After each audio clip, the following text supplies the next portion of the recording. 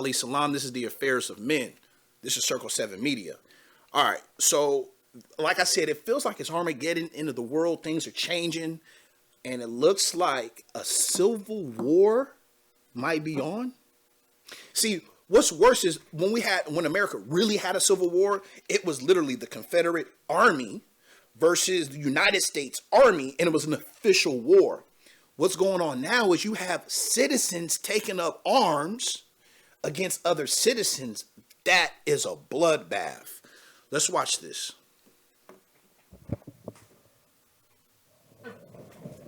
Now to some new reporting on an increasingly frequent image on America's streets.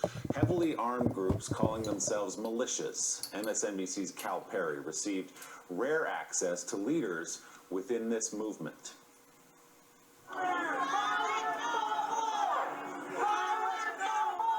Self-described militias are becoming a regular sight on the streets of many American cities, often dressed head to toe in military fatigues, often with firearms strapped to their chest. We are security, and we do uphold constitutional rights for people, whether that's, I tell people this a lot of the times, whether that's our constitutional rights or others. Nick Alsager leads the group BEAR, Brothers on Equal Amendment Rights. Do you think that's inciting, standing on the street with a... No, because you got to remember, you have the right to hold a weapon no matter what. I think it's people making an assumption based on what they believe. It's all hard. We tried that earlier today. We've seen you out in Frankfurt, in Louisville. Why does your group come out on the streets? To make sure everything remains peaceful when they're out there protesting. Tara Brandow is the leader of another militia that she says has over 80 members. We've seen them outside Kentucky's Capitol, heavily armed at rallies against COVID restrictions and on the edge of demonstrations for Breonna Taylor. We don't want the towns burnt down. We don't want anybody shooting each other. But law enforcement says a militia presence makes their job more difficult. It does not help the situation. It only exacerbates the situation. The police are doing all they can, but they've got their hands tied and a lot of people against them. Guys, we've got to keep our composure. You understand? We cannot put our hands on somebody like that. And the increased presence of these militias has led many in the city to take precautions. Justice!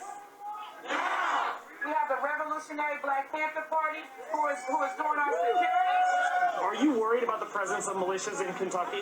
I'm definitely worried about the presence of militias in Kentucky, especially since the legislative body that I serve in voted to allow people to open carry without a permit. Our legislative body has been very clear that it supports institutional and systemic racism. It's sending the message to these white militias that you're welcome here in Kentucky. Oh man, oh man, oh man, oh man, oh man. What do you guys think, man? What do you guys think, man? This is bad news, man. This is bad news, man. You have Donald Trump, who is essentially the leader of these militias. Let me tell you why he's so-called the leader of these militias. These militias used to be anti-government, but on the advent of Donald Trump, they have become pro-Trump. Let me tell you, Donald Trump said, "Liberate Michigan." Guess what the white militias did? They literally they got arrested with a foiled plot to kidnap the governor and execute her. Okay, it was a federal case that happened like 2 weeks ago. A federal case where it was a plot to take two Democratic governors, and they were scoping out their homes. They were buying weapons. Over 25 people a part of the conspiracy. This is real, guys. Okay, so and then Donald Trump, he goes, and especially out there in Philly, it's feeling like Germany, real shit, man. It's feeling like Germany, man, on some Nazi shit. So Donald Trump goes, what do you tell the Proud Boys? Proud Boys militias. What do they tell the Proud Boys? Stand back and stand by. What? Stand back. So that's like a call to arms. Stand back and stand by. And he told his people, I want you all to go, basically, I want you all to go to Philadelphia and watch the polls. Brother, that's not these militias' job to do that.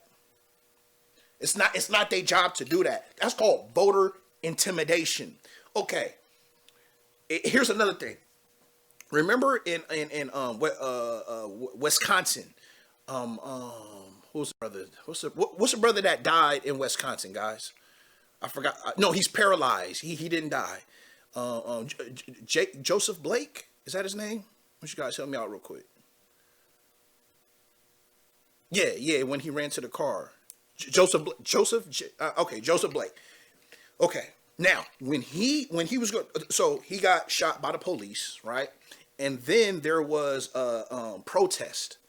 Jacob, thank you, Jacob Blake, thank you. Sorry, brother, Jacob Blake. Rest in peace to you. Oh, shout out to you, brother. So what happened then is there was protest, and then what happened? Remember, when you cross state lines, that's federal crimes. That's federal, you know what I'm saying, conspiracy. So there was a 16-year-old boy who said, he was like a militia. He got all pistoled up. He got locked and loaded, like Drip said. He was locked and loaded. You know what I'm saying? He ran to the car. It said it's in the car. Gun bars. Nigga had it for real. AK. And he went to protect the businesses. What did he do? He's up in there with a gun in the protest, and then he's making people uncomfortable, and he shot somebody. And then he ended up killing like 1 or 2 people. His mom drove him there. He is a militia. You see, these people are making it worse. Okay? So you guys have to be mindful of this. I just want to share this with you. I'm not trying to incite violence. Okay? I'm just here to explain this stuff to you, that this stuff is real. And this is America. We have to this is why I can't vote for Donald Trump. How can I vote for Donald Trump when something like this is lurking? When you got militias. So let's be honest. This election is going to be kind of scary. It's going to be kind of scary because his people is locked and loaded. They're standing back, standing by. My point in Wisconsin with the young man, I forget his name. The young man with the Rittenhouse, Jordan Rittenhouse or something like that. What happened was he was running down the street with his AK and the police just let him go. They let him go, but then harass other people. What? Where they do that at? Wisconsin. Okay? So that means the militias, not all of them is in cahoots with police. Not all of them, but a lot of them are. And a lot of them, matter of fact, a new law came out where was it Pennsylvania? They wanted it to where you cannot bring pistols to the polling place. That was overturned. So yes, you can. You can bring pistols to the polling. They're going to try to intimidate us so we can't vote.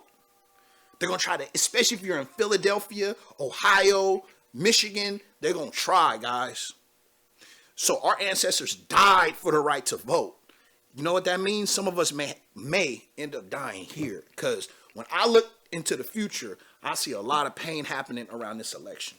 Because what I think is going to happen is, I think Trump, so what's going to happen is because coronavirus, it's a lot of mail-in ballots, right? So November 3rd is usually, they can call it on November 3rd. If they don't call it, they have to count them. That's going to be like a week or 2 weeks. So in between that time, Trump's going to say, I won. Ooh, he going to say, I won. And then his people going to believe it. Oh, we won. Nah, y'all niggas didn't win. Real shit, y'all didn't win. No, you didn't. Yeah, we won. And then it's really going to come out like, let's say Biden does win, because Trump can still win the election. But let's say Biden wins the election. Boom. Constitutional crisis. You guys, let's be mindful. This is America we're dealing with, guys. I hope nothing this magnitude happens, but this is real. Okay. The FBI has stated the number one domestic terrorists are these white militias. Okay? That's what we're dealing with.